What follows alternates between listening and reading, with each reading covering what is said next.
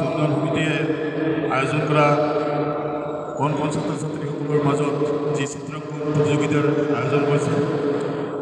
তো hey guys, আজি যেহেতু আছে আমাৰ আৰ্টৰ কম্পিটিশ্যন, তো আমি তাতে যাব ওলাইছোঁ। যিহেতু আমি আৰ্টৰ কম্পিটিশ্যনটো পাতিছোঁ, আমি অলপমান জল্দিকৈ যাব লাগিব।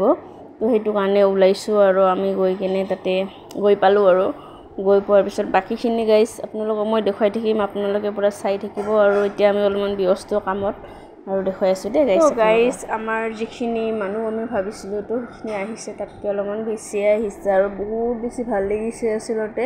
আৰু মানুহখিনি আহি থকা দেখি কিনে মনটো খুচ লাগিছে বহুত। আৰু মই একদম মাজে মাজে অলপ অলপ ভিডিঅ' কৰি আছোঁ, কাৰণ মই ভিডিঅ' কৰি যিহেতু ভাল পাওঁ। আৰু আমাৰ ষ্টুডেণ্টখিনি বহি গ'ল। তো গাইজ মই মানে দেখুৱাই থাকিম, আপোনালোকে চাই থাকক। আৰু মই বেছি কথা নাপাতোঁ, আপোনালোকে চাওক এতিয়া ভিডিঅ'টো পূৰা ভালকৈ।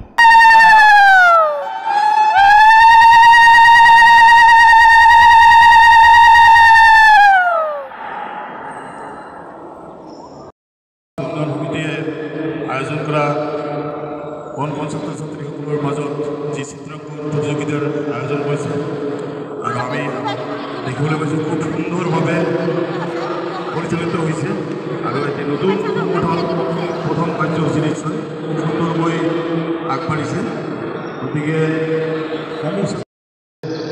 অসমৰ অভিনয় জগতৰ এগৰাকী প্ৰখ্যাত অভিনেত্ৰী নমতা দাস বছৰটো থিয় হৈ থাকক, ল'ৰা ছোৱালীক শৈক্ষিক দিশত, ক্ৰীড়াৰ দিশত আৰু এজন ভাল নাগৰিক গঢ়ি তোলাৰ ক্ষেত্ৰত আমাৰ প্ৰতিজন অভিভাৱকৰে দায়িত্ব আছে।